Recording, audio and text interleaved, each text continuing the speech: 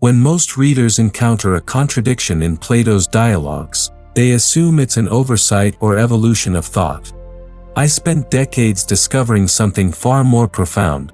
Plato deliberately planted these contradictions as philosophical breadcrumbs for careful readers. In the Republic, Socrates simultaneously argues that philosophers should rule and admits they would be corrupted by power. In the Laws, he praises both democracy and its opposite. These aren't mistakes, they're invitations to think more deeply. The art of reading Plato requires understanding that surface contradictions often signal the most important teachings. When a philosopher of Plato's caliber appears to forget what he wrote 20 pages earlier, we must suspect intention rather than incompetence. The contradictions serve as philosophical alarm bells, alerting attentive readers that something crucial lies beneath the obvious meaning. This discovery transformed how I approached all classical texts.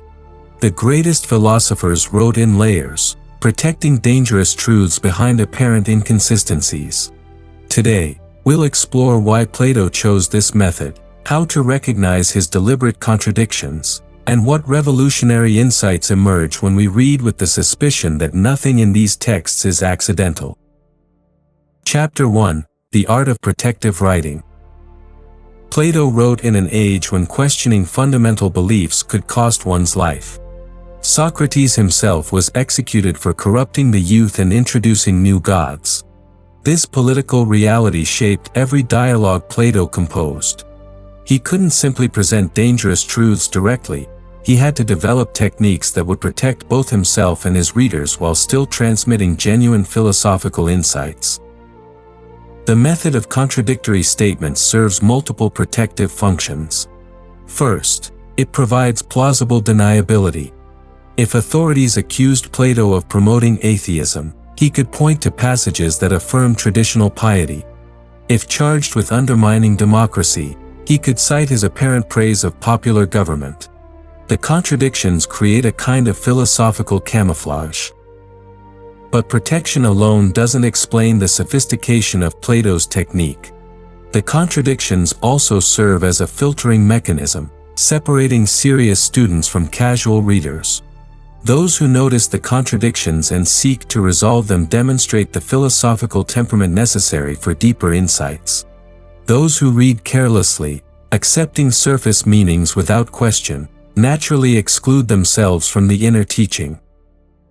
Consider how this works in the Republic. Early in the dialogue, Socrates enthusiastically describes the just city where philosophers rule.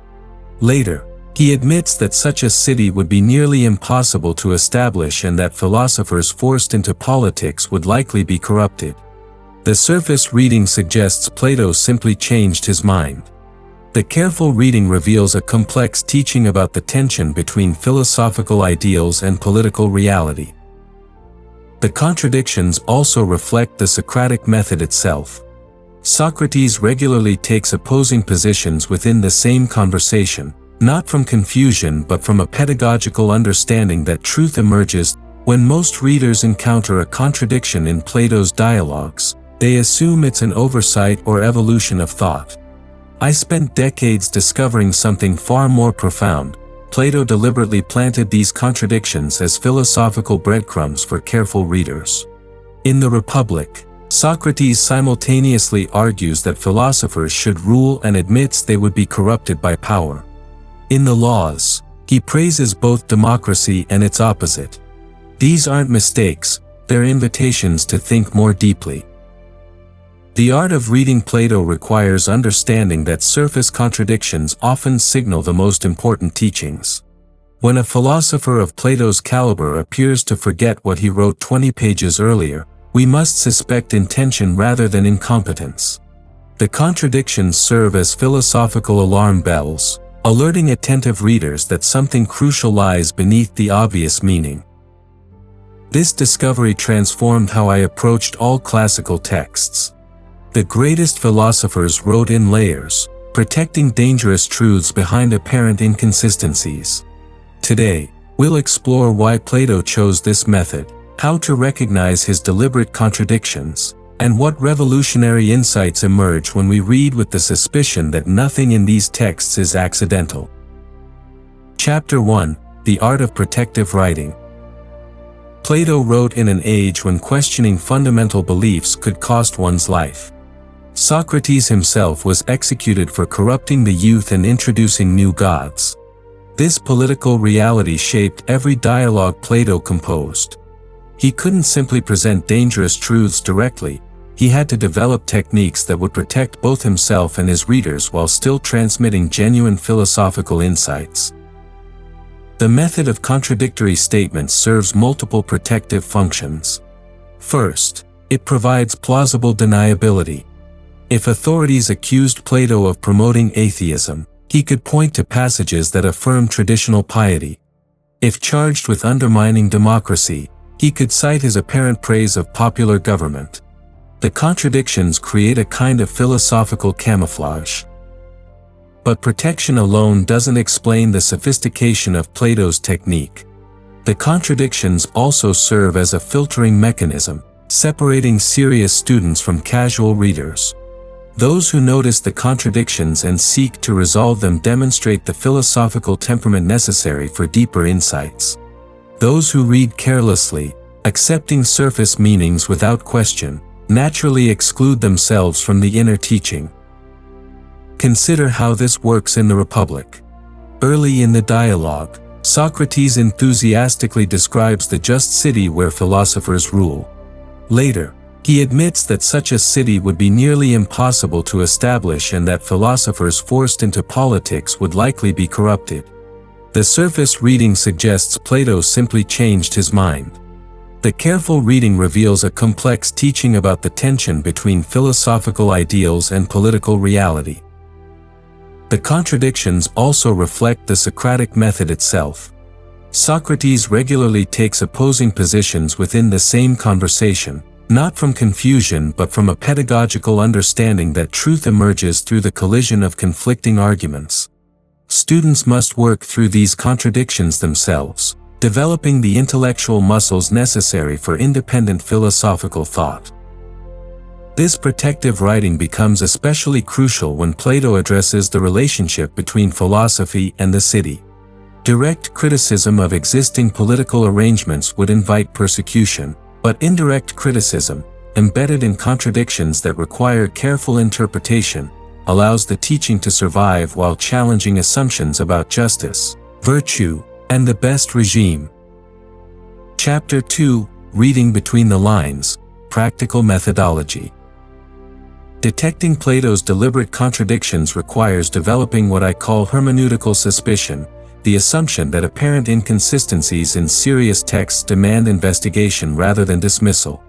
When Plato has a character make contradictory statements, we must ask, what is being taught through this contradiction that couldn't be taught directly? The first step is mapping the contradictions systematically. In the Republic, note every instance where Socrates' positions seem to conflict. Sometimes he presents philosophers as naturally suited for rule, elsewhere as unsuited for political life. Sometimes he argues for the possibility of perfect justice, elsewhere for its practical impossibility. Document these tensions carefully.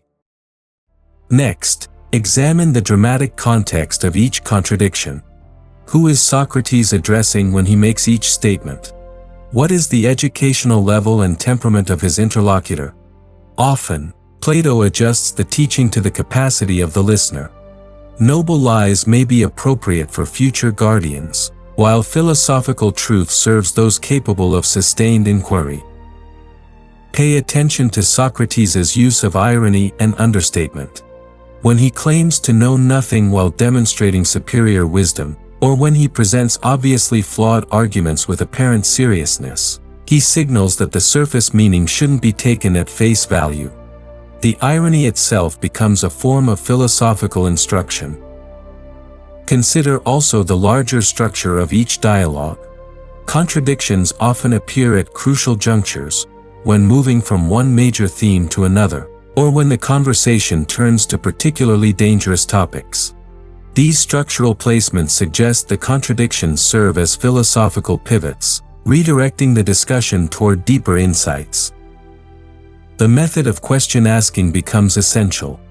Instead of trying to resolve contradictions through logical harmonization, ask what the contradiction itself teaches. If Plato presents both the case for and against philosopher kings, perhaps the real lesson concerns the permanent tension between philosophical wisdom and political power. Watch for Socrates' strategic retreats.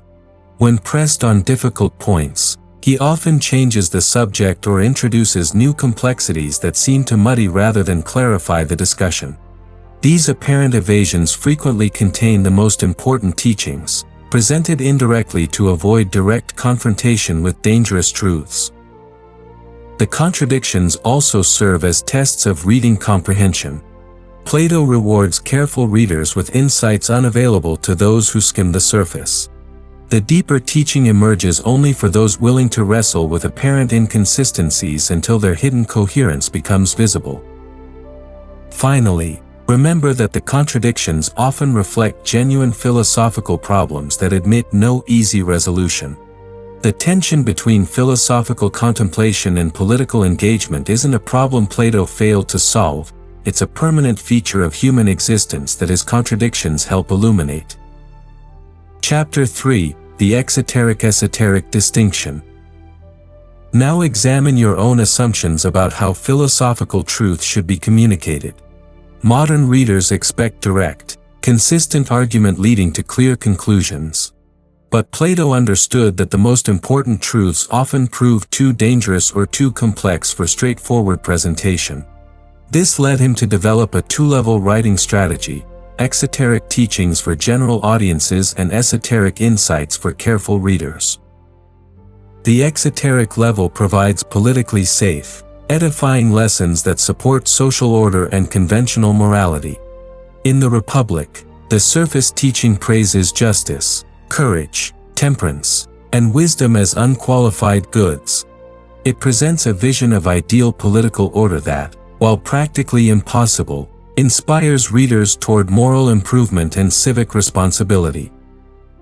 But the esoteric level, accessible only through careful attention to contradictions and ironies, reveals more complex and potentially dangerous truths. Here we discover Plato's skepticism about the possibility of perfect justice in any political order, his awareness of the tensions between philosophical insight and political responsibility, and his recognition that the pursuit of truth may sometimes conflict with social stability. This distinction protects both society and philosophy. Society benefits from the moral inspiration of the exoteric teaching without being destabilized by radical questioning of its fundamental assumptions.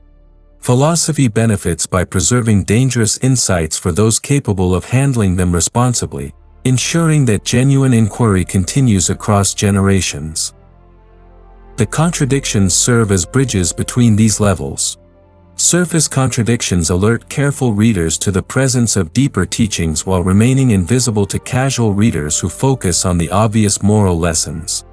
This creates a natural selection process where only those with genuine philosophical nature gain access to the most challenging insights.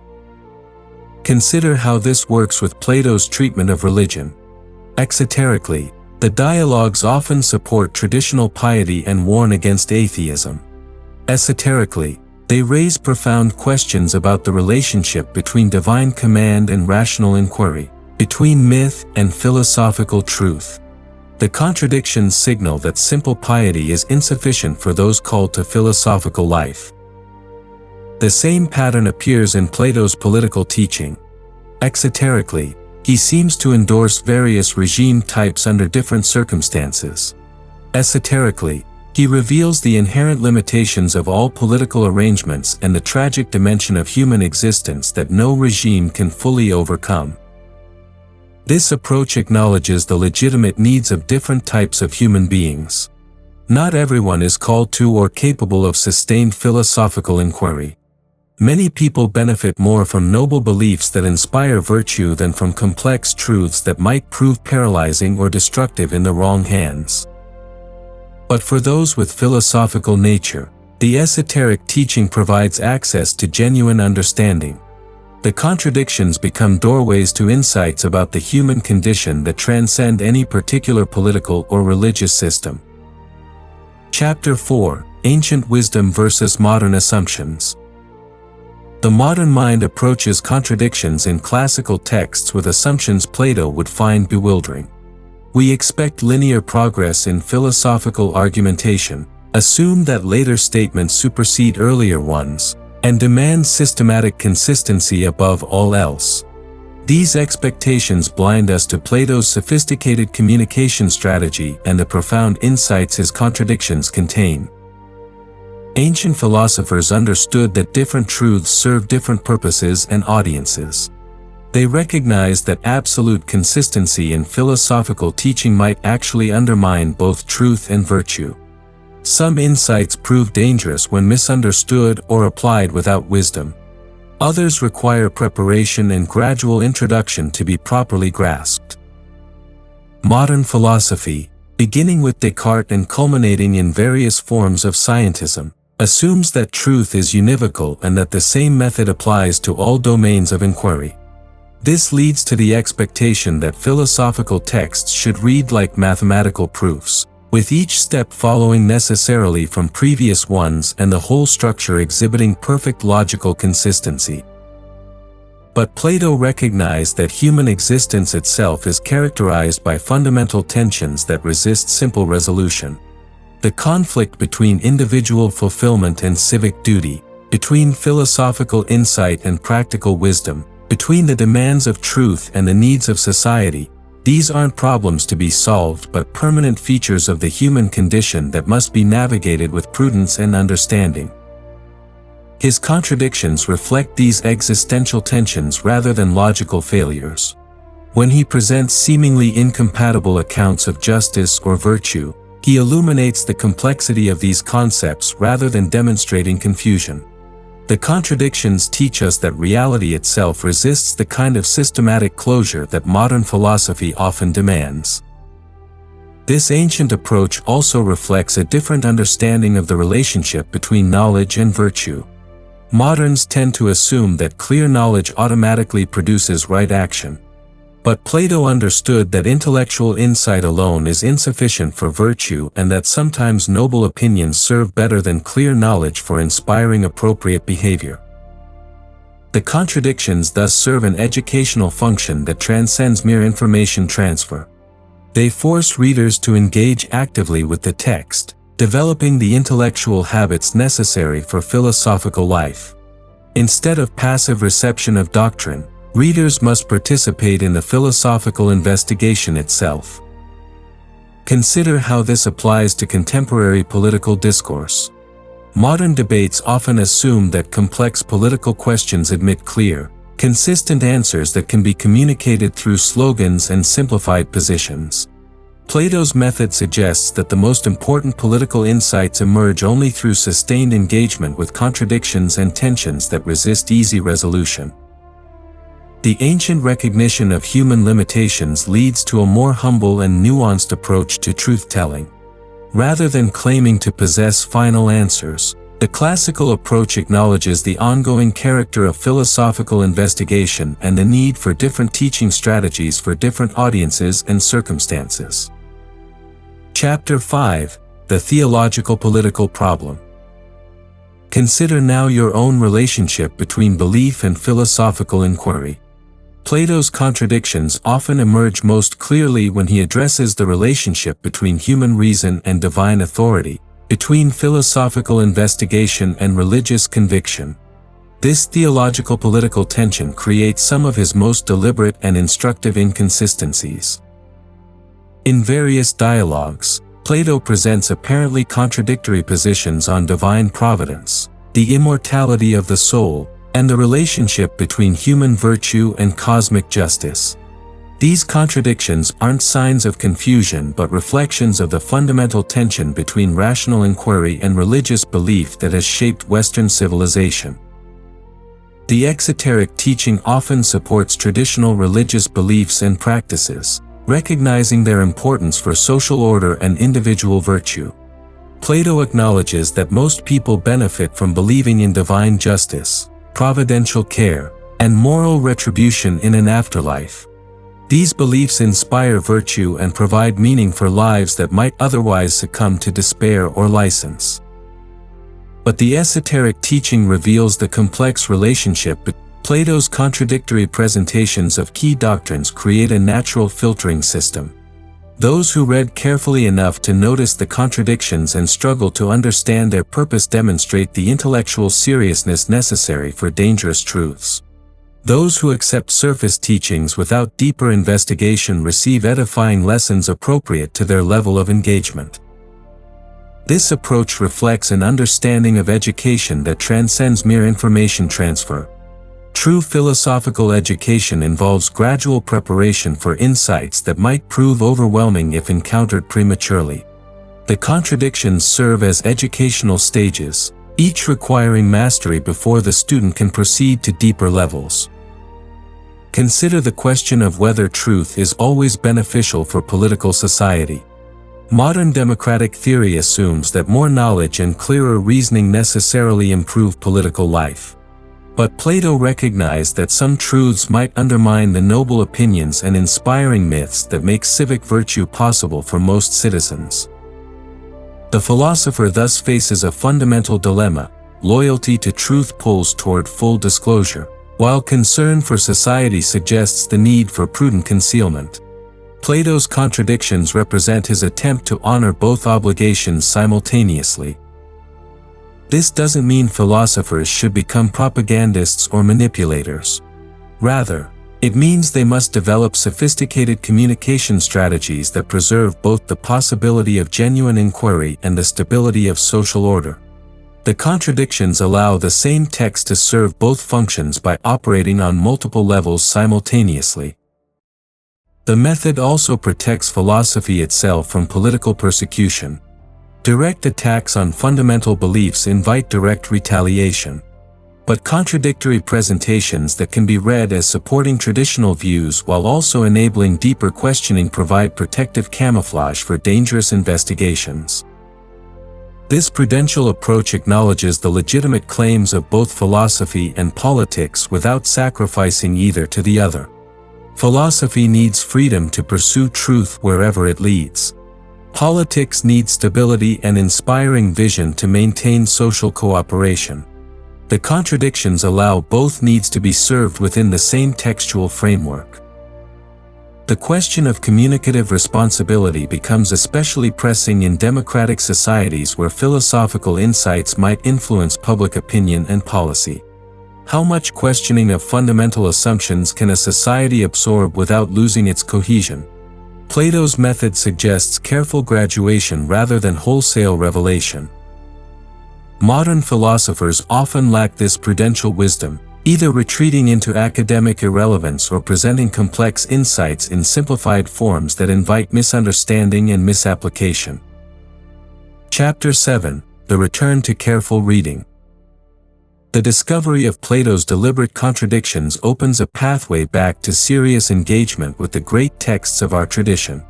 Once we understand that apparent inconsistencies often signal the most important teachings, we can approach classical works with the respect and attention they deserve. This represents nothing less than a revolution in how we study the foundational texts of Western civilization. The implications extend far beyond Plato's studies. If one classical author employed such sophisticated writing techniques, we must suspect that others did as well. Aristotle's apparent changes of position, Augustine's theological tensions, Maimonides' seemingly contradictory statements about reason and revelation, all require fresh examination with eyes trained to recognize deliberate literary strategies. This approach demands a fundamental shift in how we conceive philosophical reading. Instead of mining texts for isolated doctrines or historical information, we must engage with them as complete artistic works designed to produce specific effects in careful readers. Every apparent inconsistency becomes a potential doorway to deeper understanding. The slow, meditative reading this requires stands in sharp contrast to the speed and superficiality that characterize much contemporary scholarship.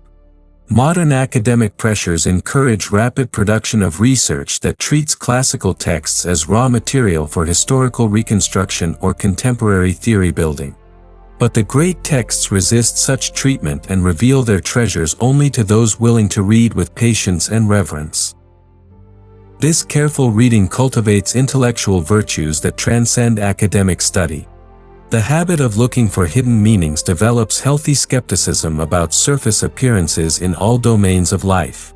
The recognition that great minds communicate indirectly encourages humility about our own understanding and openness to insights that challenge our assumptions.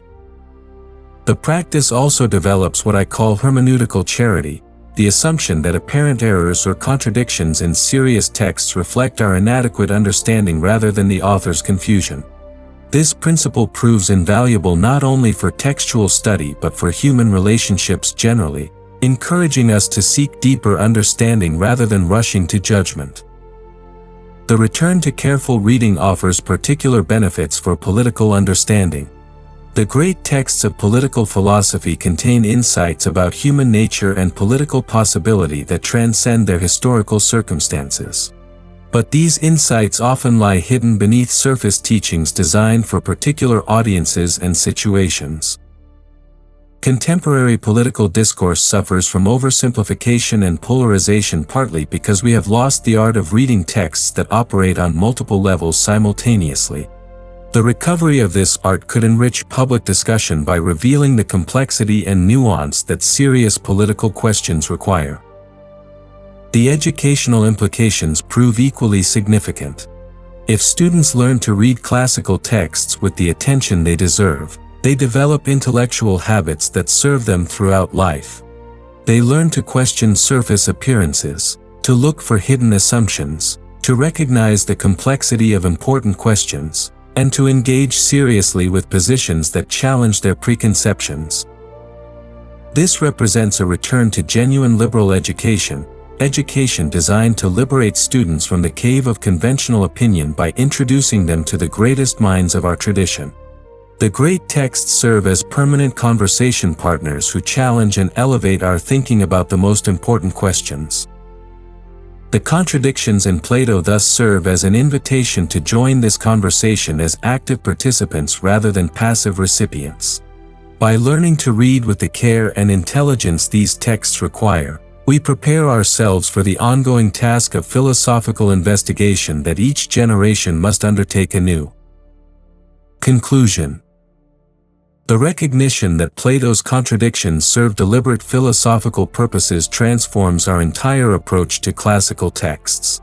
What appeared to be logical failures become sophisticated teaching strategies. What seemed like historical curiosities become urgent invitations to deeper thinking about perennial human questions. This discovery reveals both the poverty of our contemporary reading habits and the richness awaiting those willing to approach great texts with appropriate reverence and attention. The ancients possessed wisdom about human nature and political life that we desperately need, but this wisdom reveals itself only to readers prepared to work for it. The art of careful reading offers more than academic satisfaction. It provides access to insights about justice, virtue, and the best life that remain as relevant today as when Plato first embedded them in his dialogues. In an age of intellectual confusion and political crisis, the return to serious engagement with our greatest texts offers a path toward clarity and wisdom. The choice lies before each of us. We can continue reading for information and entertainment, accepting surface meanings and missing the treasures hidden in plain sight, or we can develop the patience and skill necessary for genuine philosophical investigation. Plato's contradictions await those ready to accept their challenge and discover the revolutionary insights they protect. The greatest adventure in life remains the pursuit of wisdom through sustained engagement with the minds that have thought most deeply about the human condition. The contradictions that once puzzled us become guides toward understanding that transcends any particular age or circumstance.